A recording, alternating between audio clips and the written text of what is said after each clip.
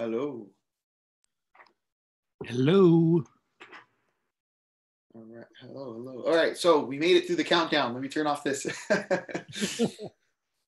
We're still going through a bit of a transition because we are using Zoom now. And with Zoom, it makes us launch the webinar. And because we launched the webinar, we can't have like the YouTube slot saved as a live stream. We're still trying to figure that out because we like to have the YouTube slot just kind of there for like a week ahead of time. But we can't do that like this. So we actually have to launch it the day of. So let me just get this stuff set up now. Cool. And YouTube is just going to have to be patient for us. I have this, and I have this. All right. I think we are ready to go. So I'm going to start. Hello, everyone. Welcome to 96 Boards Open Hours. My name is Robert Wolf. Today is January 3rd, and this is episode 129. Today, we are going to be speaking with Ed from Packet. Ed, I've known for actually some time now. I think we met back in, it was the Open Source Summit, right? Los Angeles, a couple of years ago now? Yep. Yeah, that was the first time we met in person. So we have a great episode in store. Today, we're going to be speaking with Ed, like I said, about Packet, and we're going to be speaking about ARM servers, and we have a bunch of good questions for him. I'm hoping that anyone on the call, if you're on YouTube, we do have the link to the Zoom channel that we're in. So we are letting anyone come on over to the Zoom channel. You can join us over here. We'll make you a panelist. You can turn your video on with us, have a discussion, talk with Ed. He's been doing this for a long time, and we're going to learn all about him and the stuff that he does at Packet.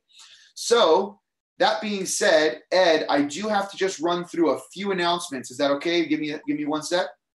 We're good. Awesome. Thumbs up. Perfect. So I want to talk about real quickly last week and the week before what we ended up doing. Share some video links of the last episodes that we did. But last week we took the day off. This is one of the first times we've done this, I think, like since we started the show. I actually took 2 days off last year.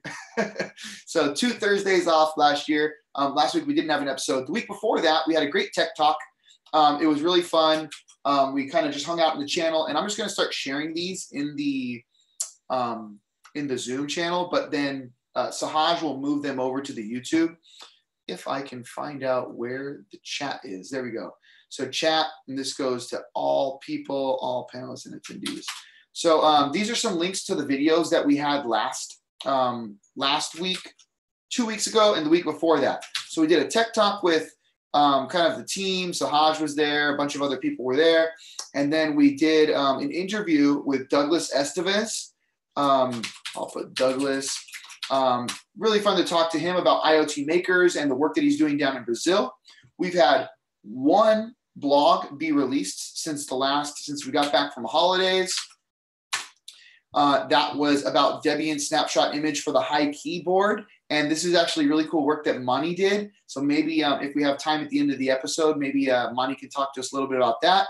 And my last announcement here is that we're going to be doing a Dev Day webinar showcase with Hackster.io towards the end of this month. I believe it lands on January 22nd. For anyone who's interested in registering to this, it should be a pretty cool event. There are a lot of speakers. In fact, I noticed that David from MiniNodes is on the call right now. He'll be there. We're going to be talking about this solar kit, all sorts of really cool stuff, but the general theme is going to be AI. So join us for that. I'll share the link right here, and it should be a good time. Make sure you sign up. Now, at the end of the call, I want to share a bunch of really cool 96 boards that we've released in the last several weeks, last month, say. But before that, let's go into our segment. Featured guest, Ed. How's it going, man? Pretty good. Good. Welcome to Open Hours. Staying warm here in Michigan. It's a toasty 52 degrees in my lab here. So. Oh my goodness. It's actually gotten really cold here in San Diego. I mean, I know I'm spoiled, but like we're in the high 40s, I think, and 50s. So I don't have a heater in my room, but this is still really cold for me. Turn on all the computers and all the radios, and I'm fine. Yeah, that should work. So Ed, talking about you, usually I like to kind of get to know, or I'd like everyone to get to know who we're interviewing and who we're talking to. So maybe you can kind of give us the Ed origin story. Who is Ed? Well, let's see. So I've been doing work on the internet for a long time. Got started while I was in school at the University of Michigan back in the mid 80s, and got involved with early internet technology. So the networks were really slow. It was like a 56 kilobit internet that mostly didn't work because it was always congested. And people either had very expensive computers online or nothing at all.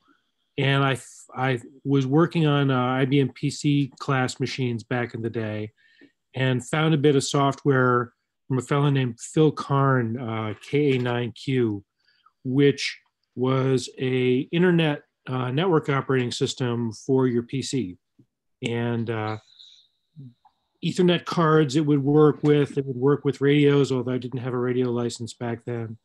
And just got involved in like figuring out how TCP/IP works by watching it go very, very slowly over a congested network.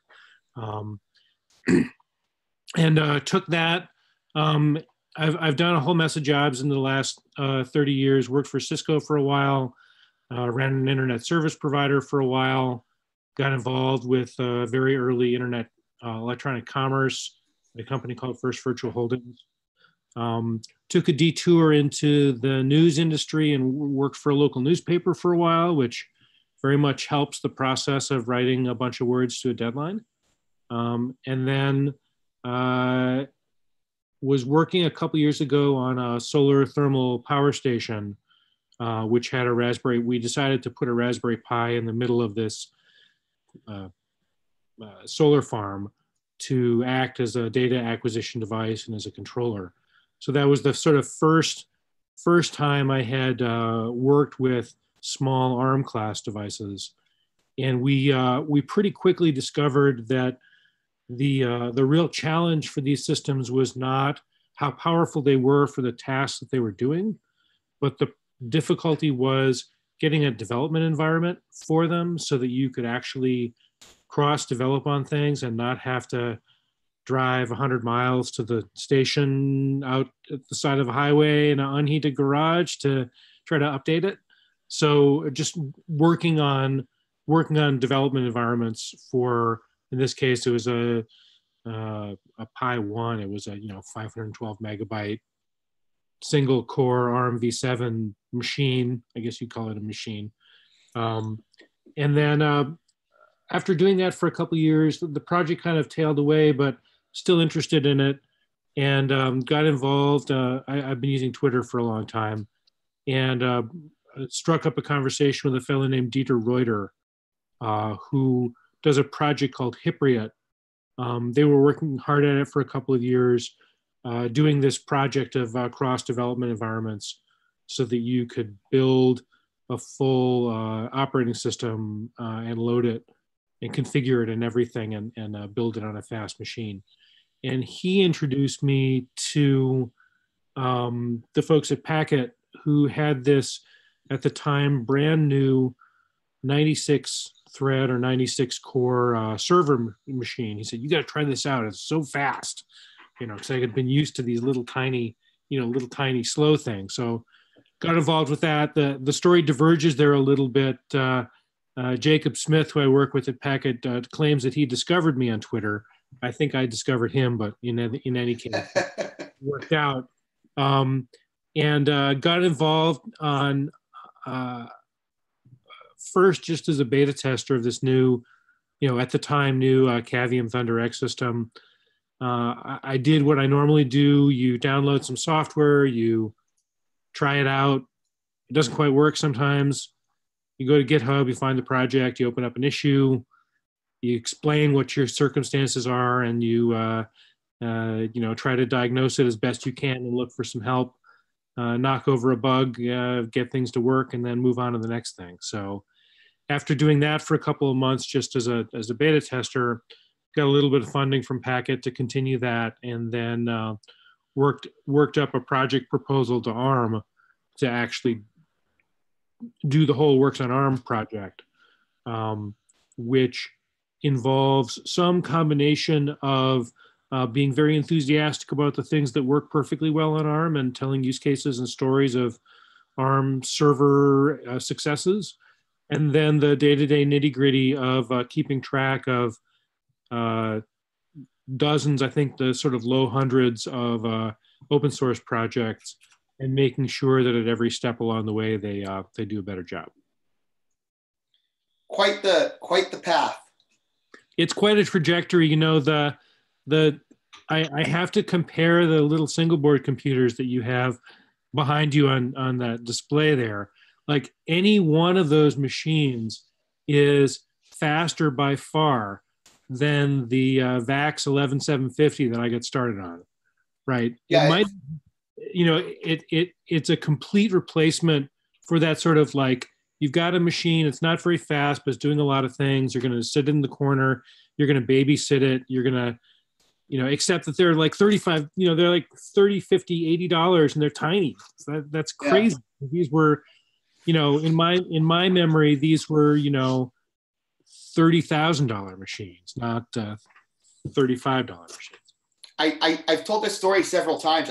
I still think it's crazy. It's one of my fondest memories. I think sounds lame, but it's one of my fondest memories of college. I think I was sitting in a class waiting for it to start, and my friend comes up to me with this like super excited look. He's like, "Oh my God, you won't believe it! This credit card size board." You mentioned Raspberry Pi, you know, like the first one that ever came out. Like this credit card size board is a full computer and it's like this big and it only costs $25. And I'm like, no, you're lying. That can't be real. And then it turns out that it was, and it's like, okay, cool. And then all of a sudden, you know, then you start seeing all these really cool boards come out. The Raspberry Pi starts doing more iterations, and now it's this big thing. So Ed, now I want to talk to you a little bit, like, you know, this is a cool story. So you've been at ARM for a long time. Every person that I've talked to where you come up, it's Ed's a genius. Ed's a really smart guy. Ed knows what he's doing when it comes to ARM. So I want to ask you, you know, I mean, like, let's just go to the roots of it. You know, tell us, in your experience, you've worked with x86 machines, you've worked with ARM machines. You know, can you just give us, like, you know, your quick view, like, what's your differentiation between, you know, working with ARM architecture and x86 architecture? Well, so the biggest difference is the market. In the x86 world, there's Intel and there's AMD, and that's pretty much what you get to pick from. In the ARM world, there's all kinds of server class, PC class, laptop class, embedded class systems. There's this whole range of different systems. They're all a little bit different.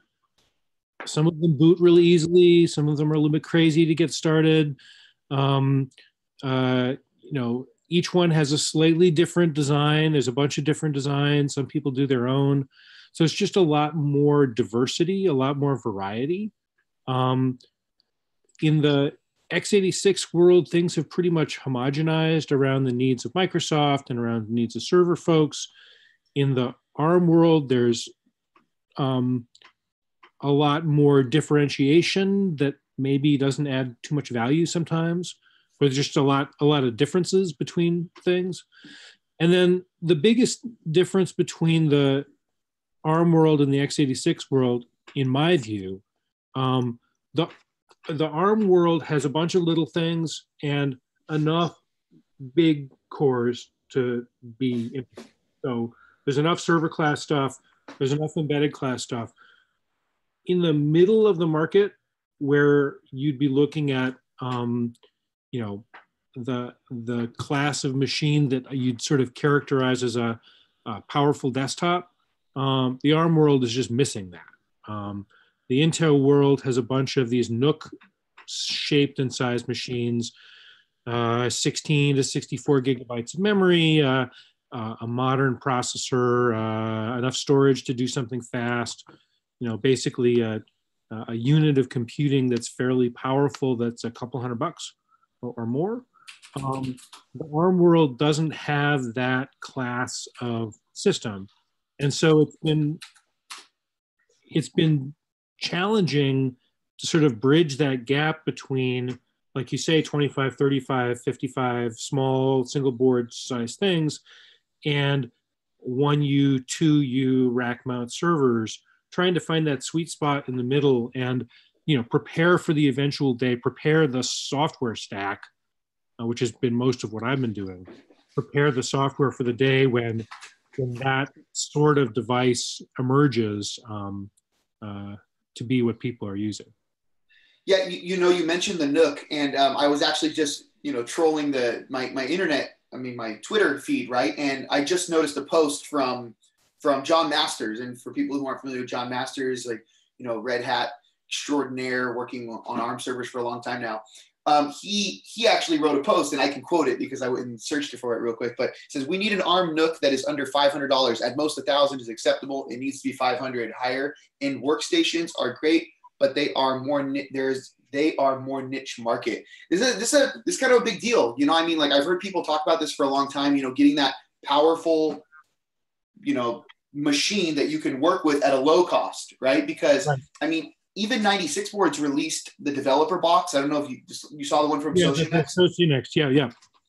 Yeah, and people are starting to get there. You also have the the Thunder X2, which is up there, but cost wise, not so friendly. Sure. It's a powerful machine, but it's a server class system, right? Yeah, so absolutely. Trying to find that sweet spot in the middle there. The world that I came up with started out with Vaxes and Sons and workstation machines taking over for mini computers, and then we ended up. I was at an ISP, and we discovered that we could run Linux on a PC.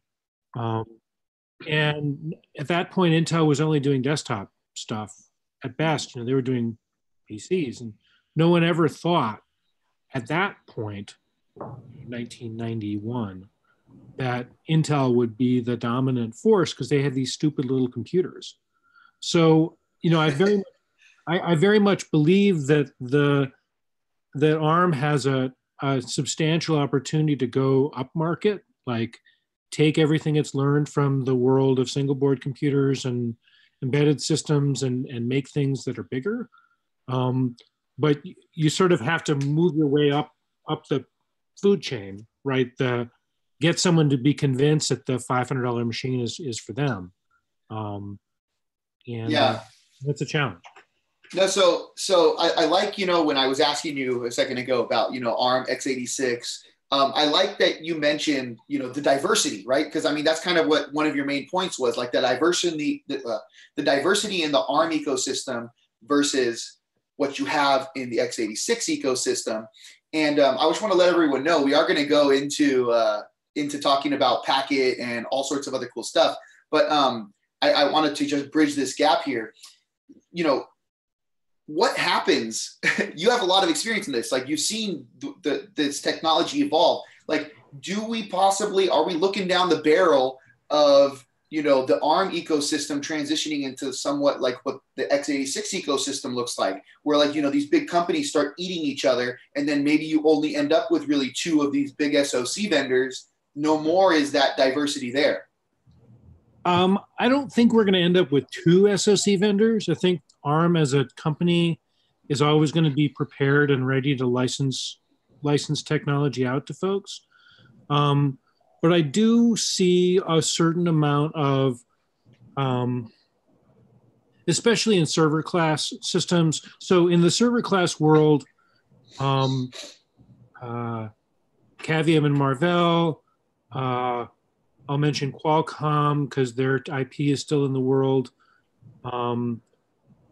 Ampere, Huawei, Socionext, right? So that's five, and Fujitsu because they're making supercomputer chips. Renesas, Action Semiconductors, Yeah. So you just keep going. So many of these organizations have designed their own cores, which is a substantial undertaking. I don't want to underestimate how many smart people and how many years and how much, megabucks it takes to design a high performance modern core, and then to engineer 24 or 48 or however many of them onto a chip. That's not a small sum of money. And one of the things that ARM wasn't doing for years was providing ready-to-use IP for servers. They were, if you wanted to do a SoC with a couple A53s or a couple of whatever's on it, you could do that without having to invent your own core. But the high-performance server cores were all bespoke designs. And so the technology trend that I see is with ARM's Neoverse branding of things, it's going to be easier and easier for people who want to build server class systems to actually get most of the IP from ARM rather than do it all in-house and be able to spin up a chip that's got high performance interconnects and high performance cores without having to design those cores themselves. That's going to take a couple years to play out. There's always the problem, the challenge, right? You announce something on day one and it takes you 2 years for it to actually hit the market. So, go ahead. Oh, sorry. No, I was going to say, Sahaj, go ahead. I saw that you unmuted. So if you have a question, yeah, go ahead. Yeah, you did mention Qualcomm centric a moment ago. So I was wondering, now that's kind of gone. The IP is still there. Someone's selling it in China. I'm not sure, but like when it was there and it was gaining a lot of traction, a lot of people had these ridiculous benchmarks, especially with power to performance ratios against Intel machines. So there kind of a void now when the centric socks are now gone, and are other vendors kind of filling it in? And are there still centric servers that are operational and maintained, even though like the whole thing is kind of dead? Yeah, so at Packet we have a batch, measured in the low dozens of Centriq systems, up and running in our servers, and in some cases for works on ARM with production workloads. Production workloads in the sense of build machines. So it's no one. It's compute that if it got turned off tomorrow, there would be alternatives for it, but we really like them. There are said to be Centriq motherboards inside various hyperscalers that are no longer in use or being turned down. I'm not inside those organizations, so I can't speak for them. But if someone is tired of having Centriq server class systems and wants to ship a pallet of them to me, I can or me. Yeah, or David. we figured them out. There were some glitches at the start, but the Centriqs were nice machines. They they almost qualified for boring, in the sense that it didn't take a lot of work to get them up and running, and once they were running, they just sort of kept on working. And I think a lot of the server class challenge is getting these systems to be completely dull, so that it doesn't take a lot of work to bootstrap them, and it doesn't take a lot of work to get the operating systems running. And if you want to run something, it probably just works, and just sort of ordinary. Are we now renaming SBBR and SBBA to just boring? Boring, yeah. SBBR and SBBR and SBSA, unfortunately, they're sort of not very fun acronyms. As acronyms go, they're not very catchy. But they make a huge difference for setting an unambiguous target for vendors to hit, and it's not a difficult lift if you're just willing to say yes, like I'll do it. The systems that Packet has been working on now, we've been working with the folks at Ampere, who have a system on a chip and a server class product that's going to go into some future Packet systems. But just trying to, make it really boring. You want to run something and it just runs. I wish the embedded world, there's ESC EBBR. and EBBR. Yeah. EBR, yeah. EBBR being the more important piece of that. Just trying to make, it's hard enough. It's hard enough to get the software to work, and that's the fun part. But no one has a lot of fun booting things, right? That's not something that people talk about at the bar at the end of the day. It's like, oh, the system's like, dude, that's supposed to just work always. Getting systems up and running and getting it to the point, getting you from the point of power down to operating system running, that should just happen.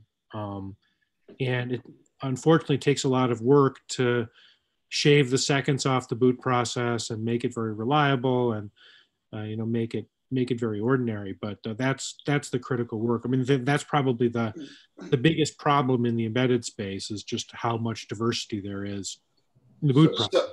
So it's probably it's probably good news. I'll say this, that Mani on the call, we're actually working with Grant. Grant actually is a big advocate of EBBR, and Grant Likely, and we're actually working to try and make that the standard compliance for 96 boards. Essentially saying, you must be EBBR, you must follow the EBBR standard in order to be 96 boards compliance. Yeah, that would be huge. I mean, just because every one of these little systems has some quirk to it. If we can remove the quirks, we're going to get faster, less lag between system announced and system usable. Save some months off of things.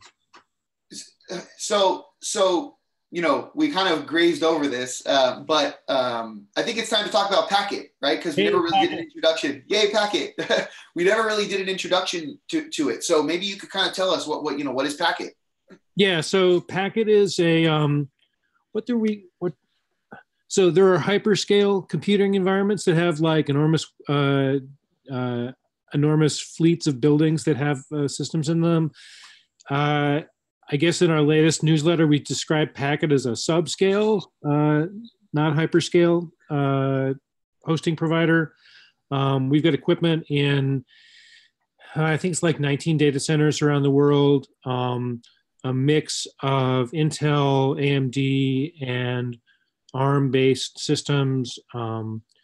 The goal is that you can, like a cloud provider, use standard cloud tooling to spin up a system in a few minutes. But unlike most cloud providers that deliver that as virtual machines, we give you bare metal at the end of API. And so people like us for price and performance.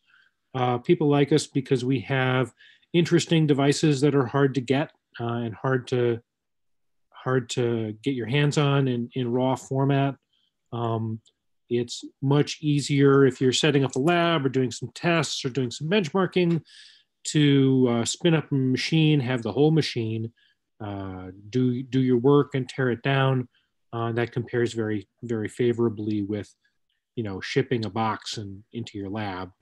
And I think, earlier when we were talking about NUX, I think that was one of the point I was going to make was, even if you want to work towards making ARM a completely native environment where you don't have to cross-compile a lot, I think it's necessary to give fairly powerful, if not workstation-grade systems in the hand of developers, and systems that they can afford to buy.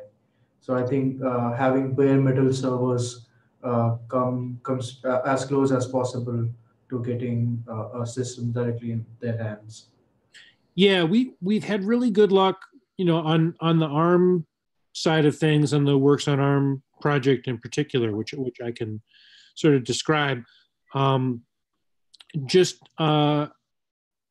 the challenge of some of these big modern software systems is that they take a long time to build from scratch.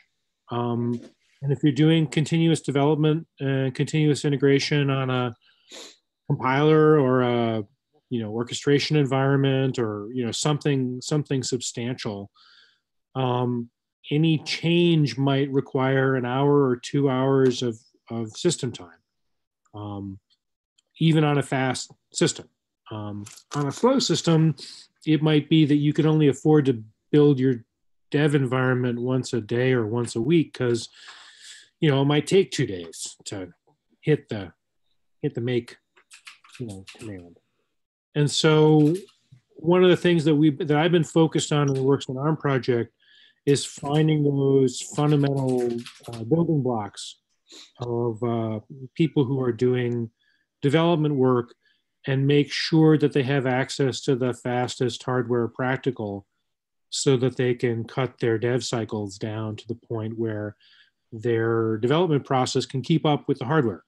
And so it's not as much about system utilization. Like, we're not trying to keep these machines busy 24/7, although some of them are. What we're trying to do is get them so that if someone is doing CI, that it takes as little time as possible to reach a green state for things.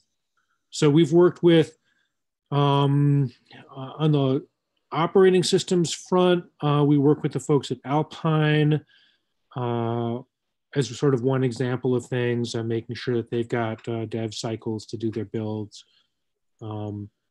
Red Hat and Fedora have their own build environments, so we haven't had to help them out too much, although we've done some testing.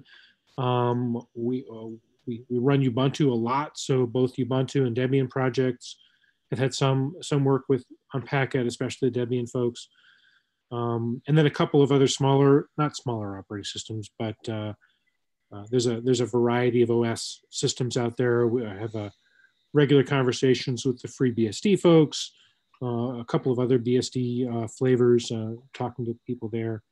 And then on the languages front, that's probably the biggest, but just by weight, the biggest effort, making sure Node.js and Go and scientific languages like Julia,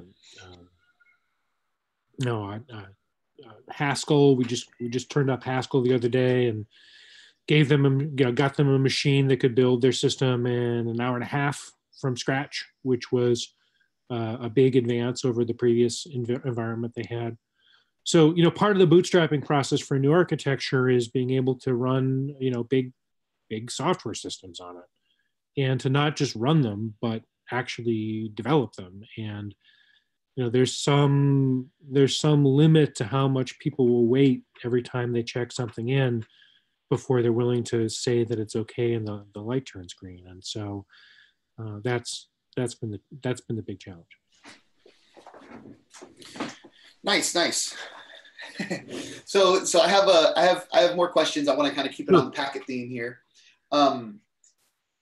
How big is the company? And also, maybe you could kind of like just let us know, like in a broad stroke, like what exactly, I know that you're renting out server space, right, for the most part, but like what exactly is your kind of product line when it comes to Packet? So Packet, I always have a hard time getting a current head count because it keeps going up. But in recent memory, we had about 65 people, split about half between people who are working remote and people who are in an office of some sort. We're just bringing up a new we have a new data center up in Dallas Fort Worth that is a new project to get that going. So the product line ranges, probably the best way to explain it is, we charge for servers by the hour, either on a reservation basis where you can reserve something for the month or for the year. But the typical product is anything from a 4-core Atom or an 8-core Atom server at 7 cents an hour, up to these crazy Intel scalable machines at like $2.50 or $3 an hour. Um, some machines have GPUs. Like I say, some are ARM-based systems. There's about, I don't know, like 15 different SKUs, something like that. Again, ranging from 7 cents to about 250 an hour. Some of our newer machines we have a spot market, so you can bid for capacity that might be at a lower price as long as you're willing to be interrupted, which is perfectly suitable for build systems or other sorts of, easy to recreate work. And we've got some new GPU-based configurations where when we release them, we released them in spot market only because we weren't really sure what the price should be. So we figured we let the market decide what the price would be, and that's been an interesting process. And then from a software perspective, I mentioned that the boot process should be really boring. That's true for us as well. The easy measurement is like how many minutes does it take to boot something. Some of the more complex systems with lots of memory or lots of disk take longer, but we've been trimming away at the boot times as best we can. And in some cases, we can boot a bare metal system in 90 seconds, give or take, which is pretty interesting.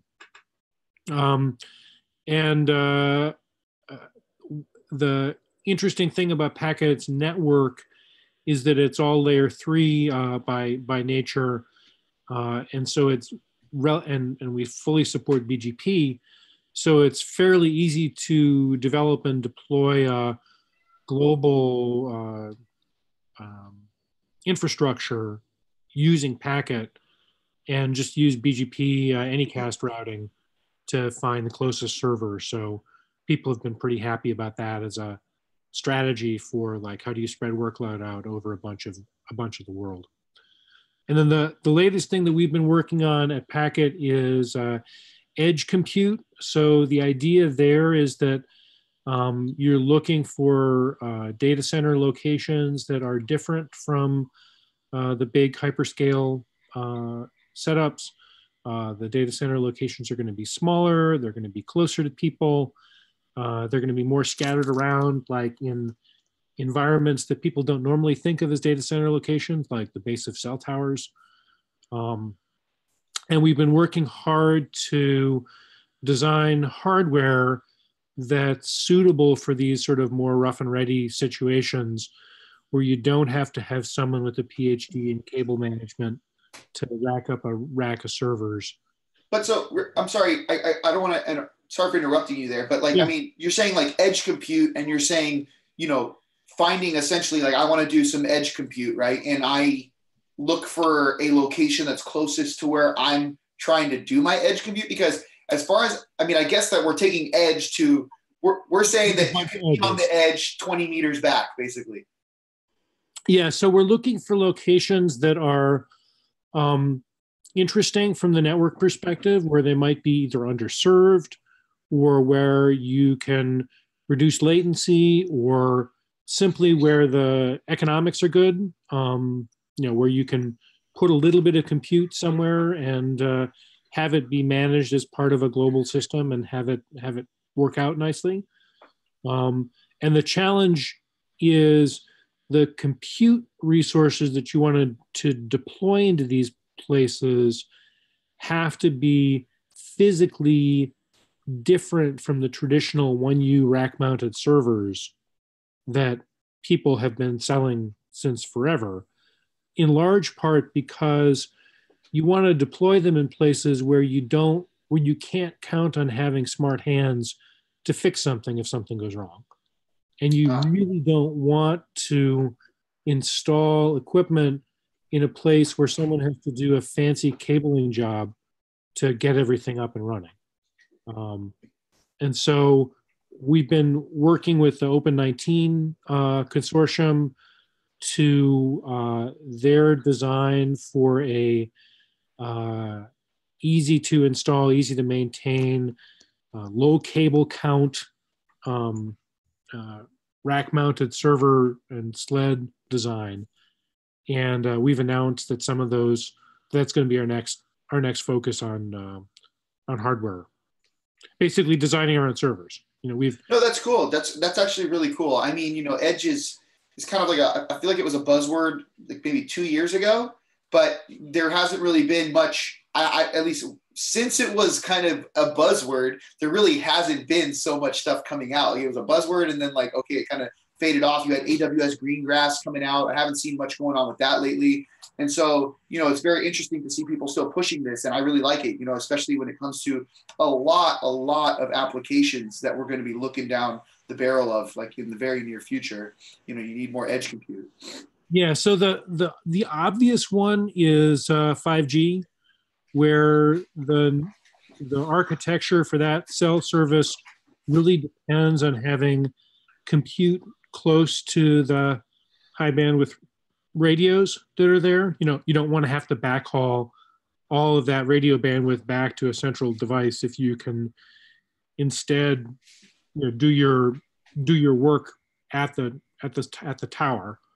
And so we've been working with a couple of telcos that are really interested in that combination of 5G equipment plus locally managed tower scale compute. That's fairly early in the game right now, so there's a certain level of risk, but yeah, we'll try it out. No, that's cool. Yeah. So Ed, we have a question in the chat here. Yes. It bridges off a little bit from what we were just talking about, but I thought maybe you would have a little input. I don't know the answer. I don't know what I would be able to answer on this. So with your expertise, let's see. It's from GRG in YouTube. Actually, I can read it over here. Hi, did I hear regular talks with FreeBSD? I hope that means a new port build box is coming. The One Thunder X the foundation has been kind of slow to build the ports for ARC64. Yeah, so there's a call that I organize on Wednesdays at 4 p.m. Eastern. So that would be yesterday afternoon or next week, Wednesday afternoon. Sahej is on that call pretty regularly. David's been on. Carl from Packet is pretty routine there. And Ed Mast from the FreeBSD Foundation has been routine there. So I'd be happy, GRG, I'd be happy to, haul a question back to Ed and figure out what the current build box situation is for FreeBSD.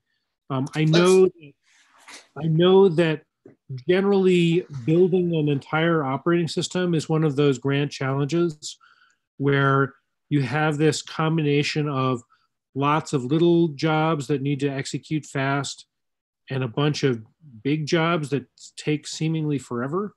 And so designing a build system that builds an operating system quickly is challenging. Just because if you keep the box busy, then at the end of the job, you've got these, compilers that are still compiling and they take hours or worse. So anyway, I'm happy to relay the question back to Ed. Is the Works on ARM, I mean, as far as I know, the Works on ARM discussion is open to the public, right? Yes, absolutely. Yeah, so I mean, if you want GRG, you can send me an email and unless you want to provide your email, Ed, I don't know if you like sharing. Yeah, if you post it in the chat, then Sahaj can share it on YouTube. So GRG, if you just shoot Ed an email, he can add you to the Works on ARM talk. And I will apologize, Ed. I haven't been able to make it lately. It's been super busy. And then the one time that I did drop in, no one was there. So. we're on Zoom as well, and we had one weird week where we didn't have the right controls on the call, and it got. Oh, so that's just my luck. Yeah. And I don't normally make this call because I normally have other commitments at this time. Thursday noon is a busy time, but yeah. So join in. The other thing that I have that I would love to share and get some more people involved in is I do a newsletter every week on Fridays with news from around the ARM world server class stuff and single board stuff, lots of software, whatnot. And that you can subscribe to at worksonar.com. Okay. Sahaj, if we could share Works on ARM also. Yeah, so and that newsletter, I think I'm in issue, I want to say issue 70, something like that. Oh, wow. And all the back issues are online. So it's mostly, it's 500 to 1,000 words a week, mostly just news clippings from various places. Try not to editorialize too much. Try not to dip my hand in controversy about who might be doing what, because there's enough just straightforward news to cover. The worksonarm.com site also has a pretty good sized directory of software that we have used and either support directly or have commercial support that's been tested on server class systems. It's only a small subset of all the packages that are out there, but trying to work with various, part of the Works on ARM project is working with various open source projects and commercial projects to get to the point where 64-bit ARM builds are first-class citizens in their build process. That's the easy part is usually making the software work, because after a year plus of doing this, most of the rough edges have been worked out. But people's build systems can be really crazy, and they're all really different. And so working with people who have build environments to get enough infrastructure, either CI/CD system infrastructure hosted, their own CI/CD running on ARM systems, every once in a while cross-development environments when they make sense, and just getting the stuff packaged and ready to go. Nice. And so Sahaj, I'm gonna pass this over to you because I noticed that you still have a few more questions in here. So just to let you know, Ed, we have probably anywhere between 5 to 10 more minutes left. Yeah. Before Sahaj takes over, I want to kind of emphasize on this, but definitely go take some time and check out the packet.com website and the Works on ARM website. There's a lot of really cool stuff to read through and a lot of cool stuff to check out. So, we have Ed here. If anyone is still in the channel that has questions for Ed, we do have about 10 minutes left. Feel free to speak up if you're on the Zoom channel, and if you're on the YouTube channel, bring your questions or join us on Zoom. Ed's here for a little bit longer, so you can get your questions answered, and don't forget to go check out those websites. But Sahaj, so if you want to get your questions, go ahead. So I think I'll pass this over to Mani because he has a very interesting question on the topic of ARM servers. So. Oh, that's Mani's question. That's good. Yeah. So we have a list of the questions here. Yeah. Maybe Mani. There he is. Hey, Mani. Hey, Ed. So my question was, how much time do you think it will take for the RISC-V ecosystem to establish itself in server market? So RISC-V is really interesting. We're at the stage of RISC-V where there's a couple development boards out there. There's no standard boot process. There's nothing server class yet, not really to speak of. But people have fresh in mind the experience of doing all this for the ARM ecosystem and all the interesting things that have happened along the way to make that happen. So I'm hoping that RISC-V's process from where we are now to having systems that are boring RISC-V systems will not take as long as it has seemed to have taken in the ARM world. Server class is a little bit harder because you sort of have to walk before you can run in a lot of these systems. I know that people are talking about RISC-V cores as cores in designs that kind of smell like GPUs or TPUs or like lots and lots of little tiny cores all working in parallel. So there might be some interesting, design work there. I think we're a couple years off from servers, just because it takes silicon a couple of years to happen. And I think from a design perspective, if the RISC-V world wants to go faster, I think it needs to focus on getting some standards at the getting enough standards involved so that the bootstrapping process and getting new machines up is easier. Yeah, I think agree with that. what Go ahead. Yeah, just one more question. So, do you think that free ISA like RISC-V will have some kind of influence when compared to closed ISA like ARM? I think it'll have an influence because at the very bottom of the market, where people are trying to save pennies on a chip, free is good. I don't think it makes as much difference as you go towards server class, because there's so much more IP that goes into these systems, more than just core design. I think it's healthy for the world as a whole to have another interesting ISA. But as someone pointed out,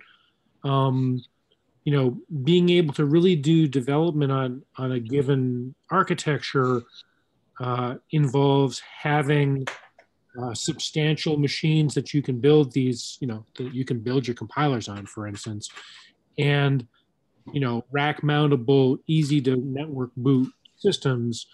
And they characterized 3 architectures as production ready right now: x86, ARM, and Power. And they put MIPS and RISC-V as science projects. Nothing wrong with science projects, but very, very difficult to get a system that's up and running on those architectures right now. I think MIPS is really the other interesting one there.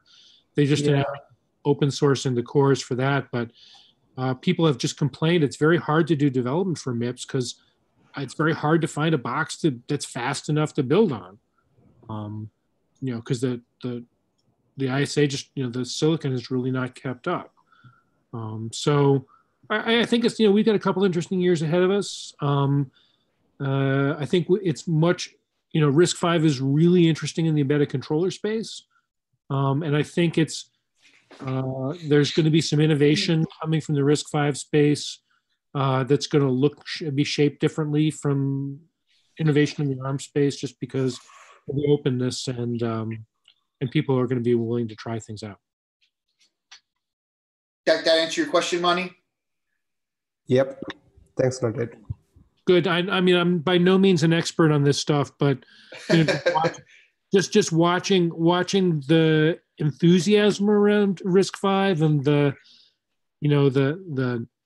half a dozen cities around the world that have RISC-V meetups that are well attended. I've been to one of them in San Jose.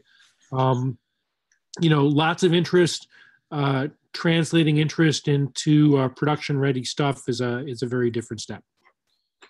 Mina, you say you're not an expert, but I think you're definitely the most expert of us. Well, so, that's a little scary. we'll take your experience and we'll all learn from it. So Ed, I want to say the stuff that you're doing with all of the server space is amazing, because it's been kind of, like you said, too long, right? Like, it's been too long for this stuff to happen. But I kind of want to ask you a question about ARM servers, right? And you said, like, at Packet, you have your your x86, Intel, AMD servers, and then you have your ARM servers. And this is kind of your specialty, right? Like, you're the works on ARM guy over at Packet. Yeah. So let me ask, I mean, besides, and this might be kind of maybe, I want to call it maybe a dumb question, but besides the, just the simple things of saying, like, okay, well, I don't want to have to cross compile, I'd rather just work on ARM. what are some other things that would motivate someone to literally just choosing an ARM server over an x86 server? And I mean, like, I've had people, approach me with their perspective, like, okay, yeah, power management and, costs and space, with everything. I've heard everything under the sun, right? So I'm kind of wondering what your perspective is, something that would drive someone to choosing an ARM server minus the cross-compiling aspect. Right. So most and the diversity aspect. Right. Right. So most of the work that I've done, because of the nature of the work it is, have these machines as build servers, right? So if you subtract out all the build farms, if you subtract out all the, building for embedded systems is a really interesting use case. The folks at Resin, or like they're now called Belina, have some really good, powerful. Why should you, use ARM servers? Because they go faster to do that task. But if you're just looking at general purpose compute, that's a harder sell. The most compelling story has been the people at Cloudflare who did the big teardown of how they could support the same workload at about half the power consumption. The folks who are using ARM servers at Packet have found,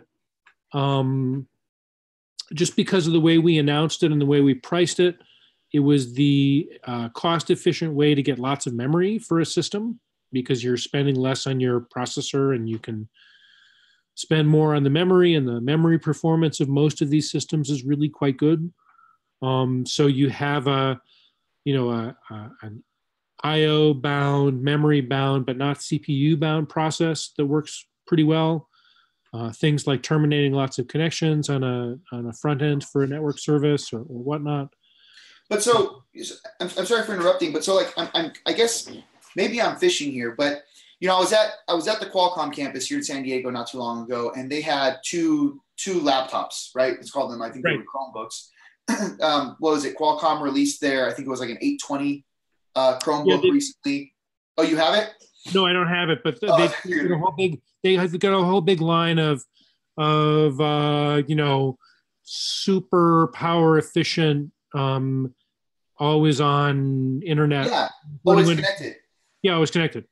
Yeah, and so my question is this: like when I went to the campus, they have this showroom. They show the two laptops. One's running x86, one's running ARM, and then they have this the thermal camera, right? And the thermal camera is basically showing both these laptops.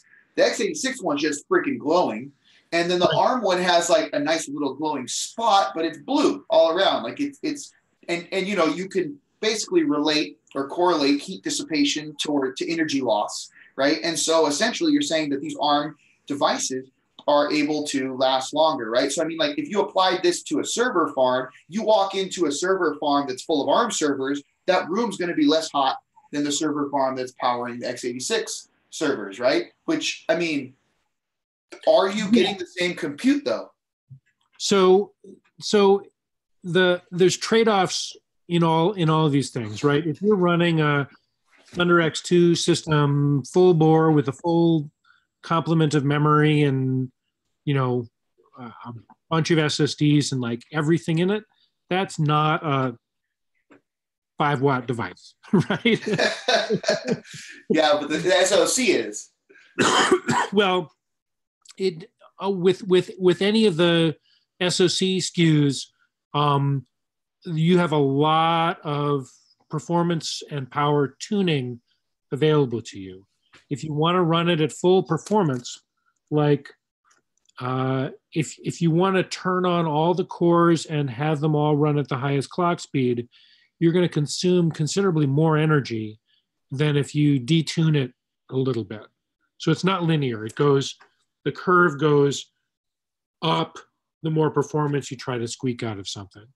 So from a price performance basis, it's not a slam dunk that the ARM systems will be less, they'll be more power efficient. They tend to be, but it depends on what part of the performance envelope you're in. Amazon has its new A1 class devices that are like 16 core, 2 gigahertz or so systems. I think they've hit a pretty good spot on the power price performance curve for that, just because they are reusing the same chip designs that they're using in the NIC. So they already have a pretty good handle on, what trade-offs they were going to be able to make. If you look at some of the options that a place like Marvell will give you for different chips, you've got literally hundreds of different options. How many cores, what clock speed, are all tunable. I mean, they may be coming from the same wafer, but you just underclock them to save on power. So I think we still have a couple of generations of core design left in the ARM space, where the cores themselves would be more performant and use less power and or get better performance at a good power rating.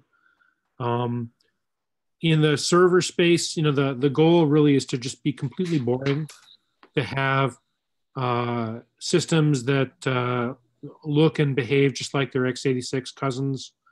And then stepping up from there, try to take advantage of some of the other diversity in the hardware space, whether it's,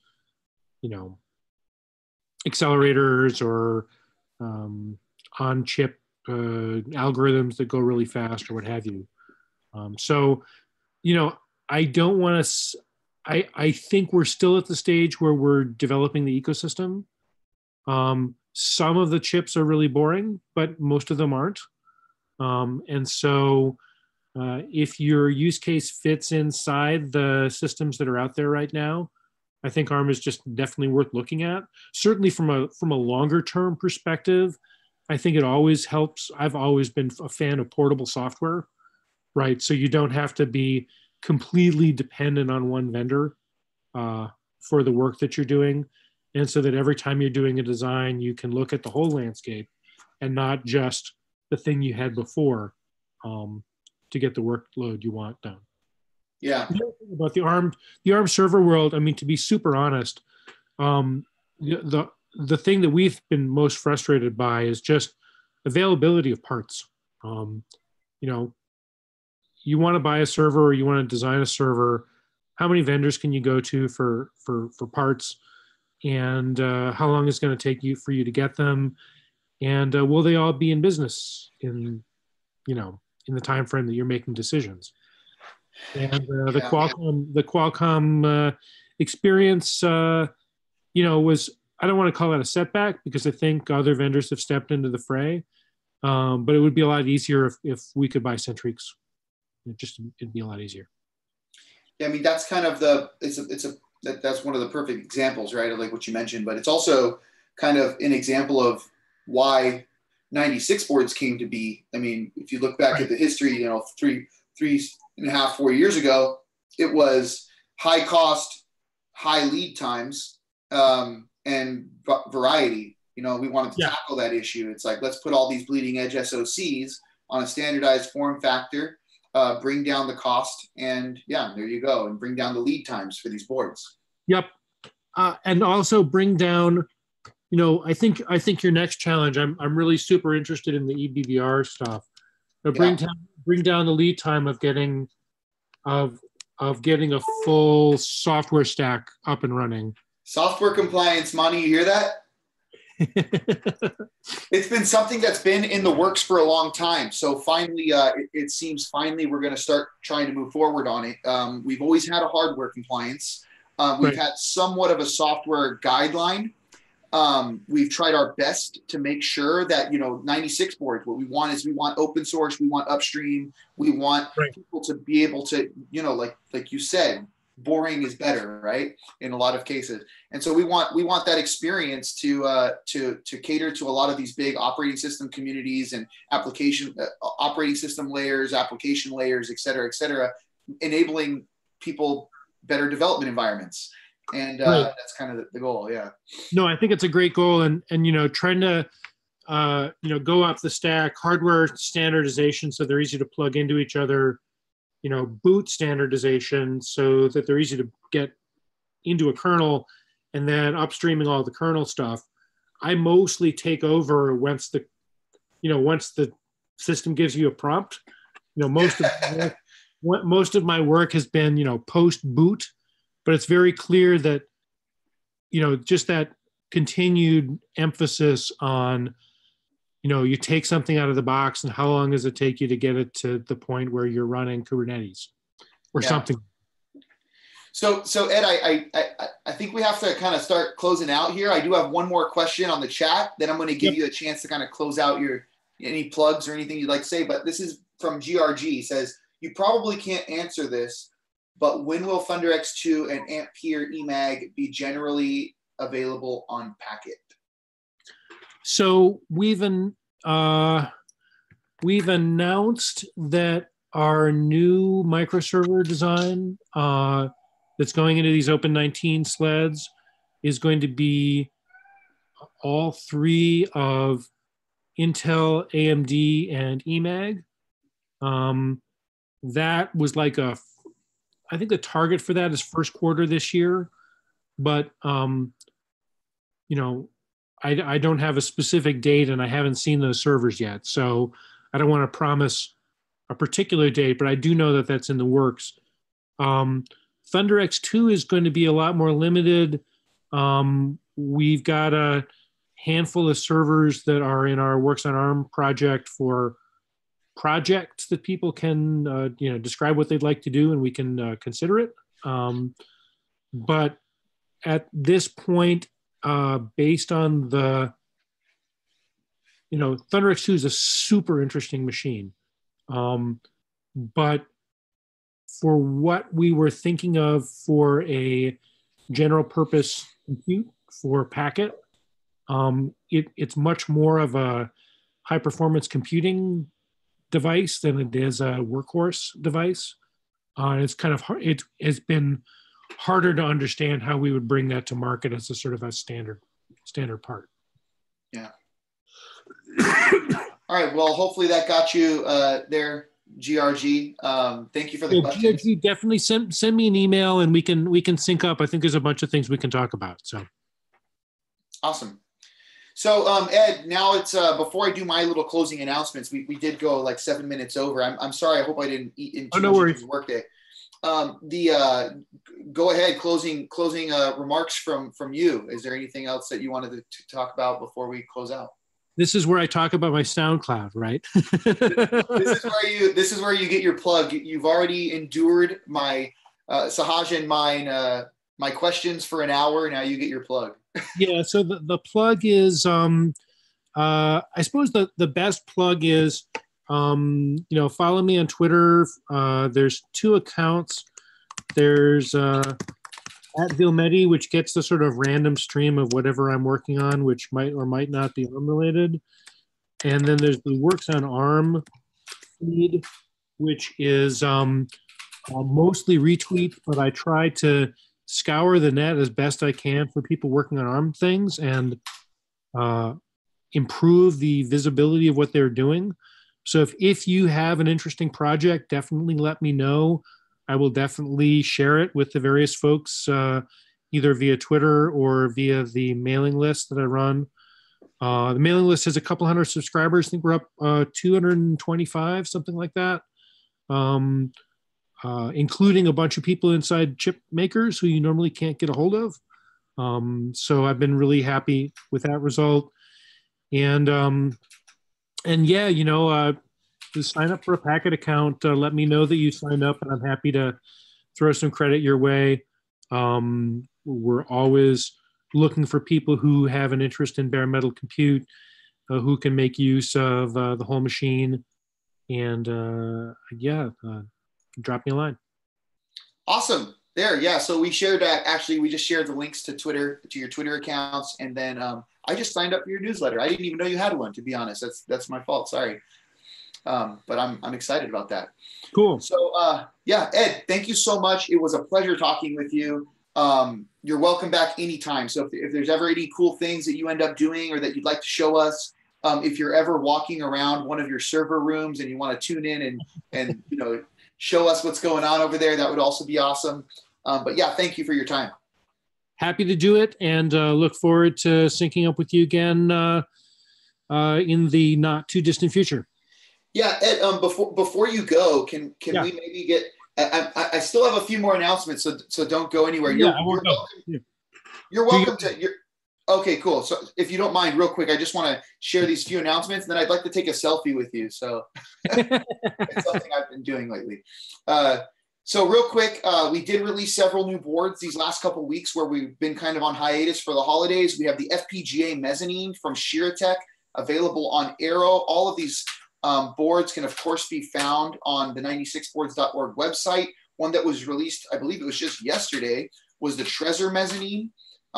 You can go check that one out.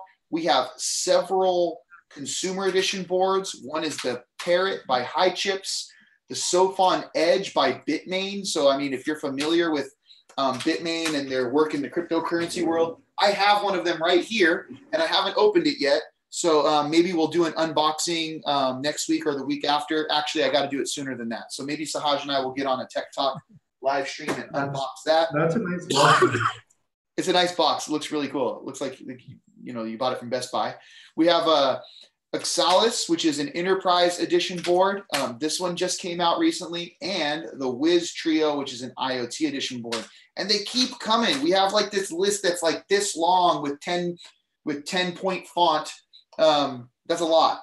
So definitely keep your eyes on the 96boards.org website, at 96boards on Instagram, Twitter, LinkedIn, you name it, we're there. So find us there.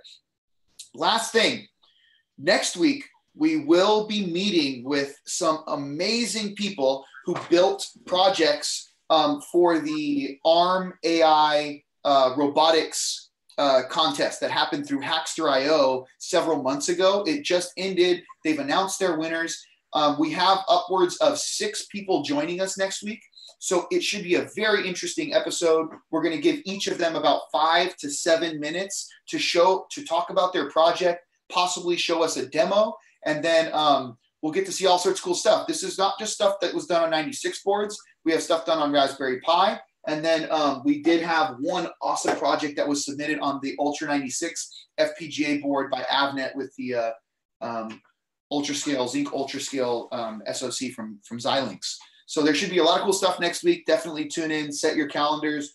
We will update the website on 96boards.org/OpenHours, hopefully within the next couple of days. So you'll be able to kind of see what's going on and set your calendar links. But thank you very much. This has been episode 129. Ed, you're awesome. Thank you for your time. Thanks very much. Thank you. Now I got to close out the recordings. Bye, YouTube. All right, let's see how this goes. Stop live stream to YouTube.